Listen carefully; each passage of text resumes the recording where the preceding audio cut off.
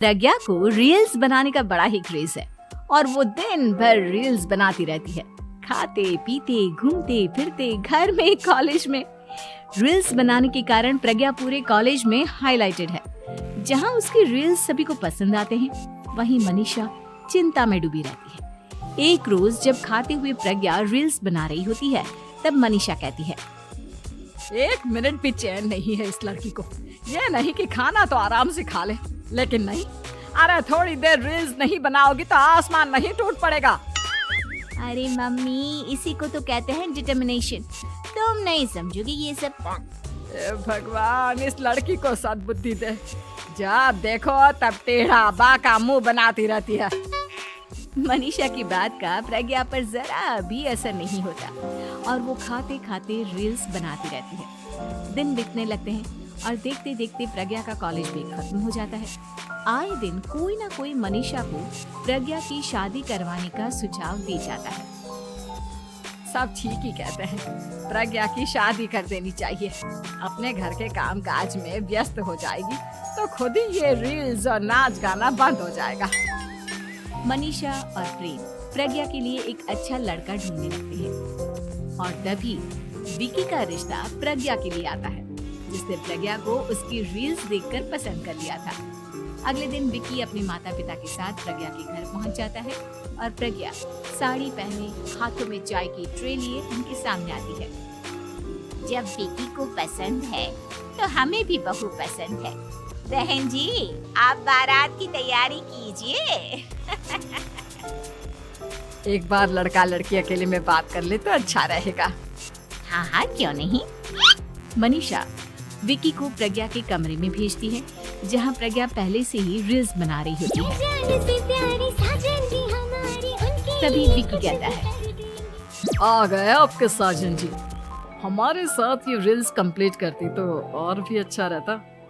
अच्छा जी, अब आ ही गए हैं तो बना ही लेती हूँ आपके साथ। दोनों मिलकर रील्स बनाते हैं। जब वी मीट और तुरंत पोस्ट भी कर देते हैं। फिर विकी कहता है, जब आप साड़ी में चाय लेकर आई तब मुझे लगा कि कहीं मैं गलत घर में तो नहीं आ गया। अब सही है। दोनों की शादी पक्की हो जाती है और शादी के दिन भी प्रज्ञा रील्स बनाने से चूकती नहीं। यहाँ तक कि बारात के समय भी नाचते हुए रील्स बनाती है। सभी लोग प्रज्ञा की तारीफ के फूल बांध देते हैं और प्रज्ञा नाचती गाती अपने ससुराल चली जाती है। सब कुछ अच्छा चल रहा होता है।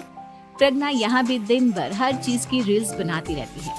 लेकिन कुछ दिनों के बाद जब सुनीता कहती है, बहू, ये रील्स के साथ साथ कुछ काम भी कर लिया करो। वैसे तुझे और क्या क्या बनाना आता है?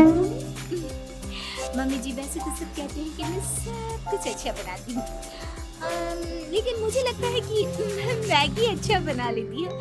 हाँ, कॉफी भी अच्छा बना लेती हूँ और मुंह तो सबसे अच्छा बना लेती हूँ। हैं? अच्छा अच्छा। सुनीता अपना माथा पकड़ लेती है और कहती है, बहू, कुछ खाना बनाना भी सीख लेती। मम्मी जी, मैं लंबी प्लानिंग कर रही हूँ। जल्दी ही मैं इतनी फेमस हो जाऊंगी कि मुझे पैसे मिलने लगेंगे। हम दोनों सास बहू राज करेंगे, राज ना कर काम करेंगे और लोगों की तो लाइन लगेगी हमसे मिलने के लिए। तेरा दिमाग खराब हो गया है क्या बहू? हंसी मजाक तक ठीक है, लेकिन इस तरह घर नहीं चलते। जितना जल्दी हो इस घर के तौर तरीकों को सीख लो। प्रज्ञा मुंह घुमाकर चली जाती है और तुरंत उसी वक्त एक रील बनाती है।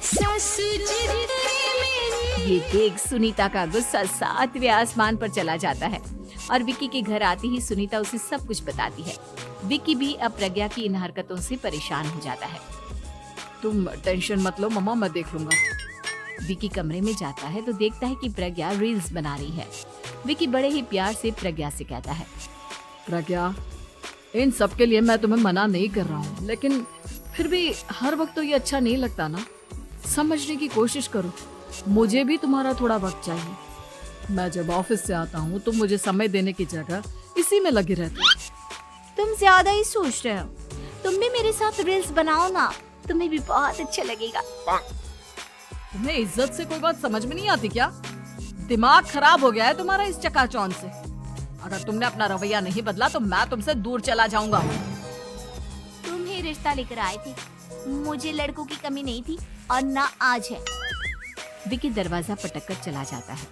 धीरे धीरे विकी प्रज्ञा से दूर होता जाता है। एक रोज मनीषा प्रज्ञा के ससुराल उससे मिलने जाती है। तब सुनीता उससे कहती है, बहन जी, अब आई हैं तो कुछ दिन यहाँ रहकर जाइएगा, आप ही का घर है। हाँ मम्मी, बहुत दिन हो गए तुम्हारे साथ एक भी रील नहीं बनाई मैंने। प्रज्ञा तुरंत अपने फोन में रील्स ऑन कर लेती है। ये सब मुझसे नहीं होगा। तेरा ये भूत अभी तक नहीं उतरा क्या? बहन जी, आप कुछ कहती नहीं क्या इसे? जब आप ही कुछ नहीं कर पाई तो मैं कर ही क्या सकती हूँ। सास तो वैसी ही बदनाम है। शाम को घर की लाइट चली जाती है और मनीषा प्रज्ञा से कहती है, मेरे घुटनों में बहुत दर्द हो रहा है, तू लाइट का कुछ इंतजाम करना बेटा। अच्छा, कैंडल जला देती हूँ मम्मा। प्रज्ञा गाते हुए कैंडल जलाती है और खिड़की के पर्दे के पास रख देती है। मनीषा, जिसे बहुत दर्द हो रहा है, वो सो जाती है और प्रज्ञा हमेशा की तरह अपने रील्स में लग जाती है। उधर कैंडल की वजह से पर्दा आग पकड़ लेता है और मनीषा के कमरे में आग लग जाती है। बचाओ, कोई है, बचाओ। सभी भागते हैं और विकी कमरे की आग बुझाने में लग जाता है, लेकिन तब तक मनीषा आधी जल चुकी थी। मनीषा की हालत देख प्रज्ञा रोने लगती है। विकी मनीषा को तुरंत हॉस्पिटल ले जाता है और उसे एडमिट कराता है।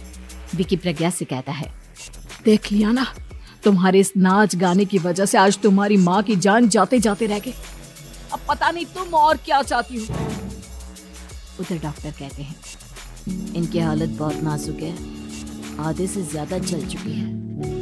प्रज्ञा रोती हुई मंदिर में जाती है और भगवान के आगे जाकर कहती है, भगवान, मेरी माँ को ठीक कर दो। मैं कसम खाती हूँ, हाथ से ये रील्स बनाना छोड़ दूंगी। बस मुझे मेरी माँ वापस मिल जाए। 2 दिन बीत जाते हैं और मनीषा खतरे से बाहर आ जाती है। पेशेंट अब ठीक है, आप लोग उनसे मिल सकते हो। सब कोई मनीषा से मिलता है और प्रज्ञा सबके सामने अपना फोन तोड़ देती है। मुझे माफ कर दो मम्मा, मैंने तुम लोगों की बातों को नजरअंदाज किया। बेटा, कोई भी चीज जरूरत से ज्यादा खराब है। मैंने तुम्हें रील्स बनाने से कभी मना नहीं किया, लेकिन हर वक्त एक ही चीज तो सही नहीं है। मैं समझ गई हूँ मम्मा, आई एम सॉरी। प्रज्ञा उस दिन से रील्स बनाना छोड़ देती है और पूरी तरह से अपने घर में लग जाती है।